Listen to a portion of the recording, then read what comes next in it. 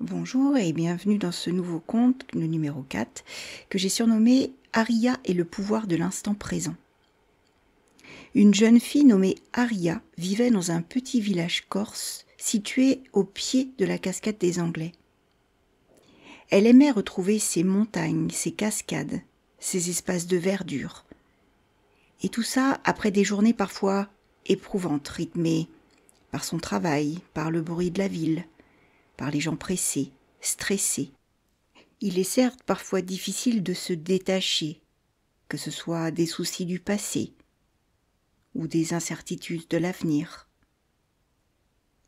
Aria, qui avait l'habitude de se rendre à la cascade des Anglais, prit l'initiative de parcourir un autre chemin pour s'y rendre.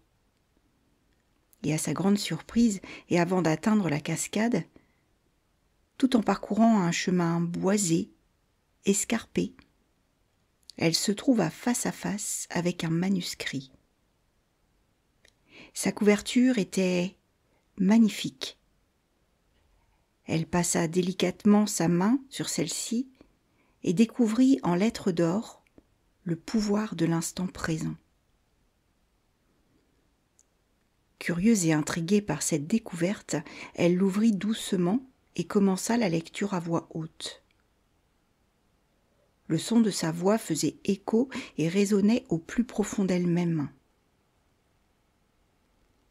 Ce livre parlait de magie, celle de l'instant présent, de l'importance de vivre pleinement chaque instant, sans se laisser perturber par ou les manquements du passé, ou les préoccupations du futur. Et afin de laisser diffuser cette énergie de l'instant présent, elle prit une grande inspiration, puis une grande expiration,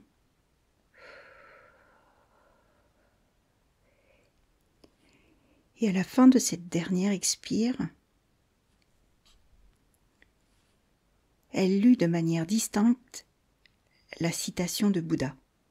« Laisse aller ce qui n'est plus. Laisse aller ce qui n'est pas encore. Observe profondément ce qui se passe dans le moment présent, mais ne t'y attache pas. C'est la façon la plus merveilleuse de vivre. » Captivée par ces enseignements, Aria décide de mettre en pratique ce qui lui avait été enseigné. Elle observe avec attention tout ce qui se trouve autour d'elle. Le bruissement des feuilles dans les arbres, le chant des oiseaux, le parfum des fleurs, le bruit des cascades. Elle se laisse bercer par tous ces sons, ces odeurs, ces sensations. Et seulement à cet instant, elle réalise que toutes ces choses, toutes ces merveilles de la vie étaient toujours présentes à chacune de ces escapades. En revanche, elle n'y prêtait pas l'attention suffisante, car trop absorbée par ses préoccupations du moment. Et ainsi, chaque jour, chaque escapade devenait synonyme de lâcher prise, de bien-être intérieur. Elle devint de plus en plus consciente de chaque instant et profitait pleinement de ces derniers. Et tout en se rapprochant de la cascade, la douce mélodie de l'eau dévalant les rochers était de plus en plus présente, de plus en plus enivrante. L'appel de l'eau était plus intense que jamais.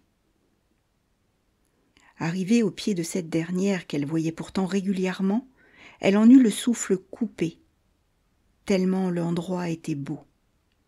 Le calme contrastait avec le bruit de l'eau qui venait se jeter dans cette piscine naturelle d'un vert intensément profond, qui évoquait en elle ce sentiment d'équilibre, de renaissance, de fraîcheur. Et sans plus y réfléchir, elle dépose le manuscrit sur un rocher et s'abandonne à l'appel de l'eau sur sa peau.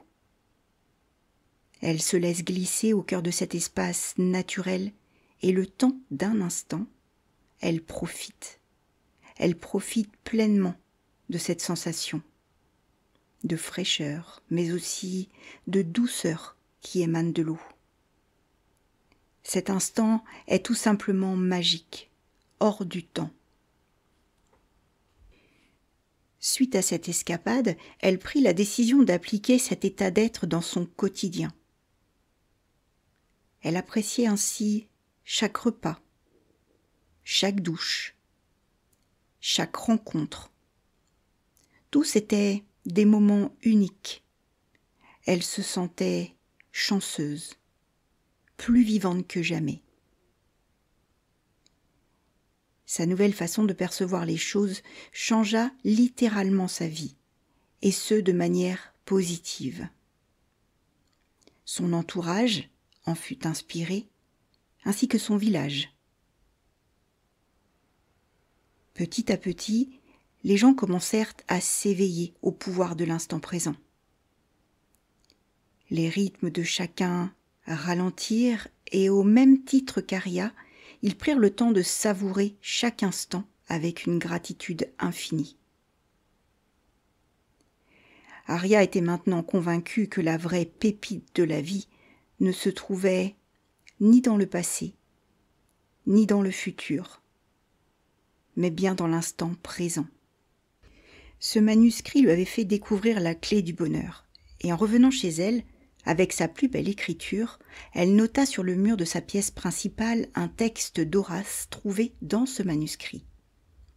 Carpe diem. Cueille le jour. Tandis que nous parlons, le temps jaloux aura fui. Cueille le jour, sans te fier le moins du monde au lendemain. Je vous remercie pour votre écoute. N'hésitez pas à liker, à laisser un commentaire si vous le souhaitez et à vous abonner à la chaîne afin d'être informé des prochaines sorties et des contes et des méditations. Sur ce, je vous souhaite une belle fin de journée. Prenez soin de vous et à bientôt.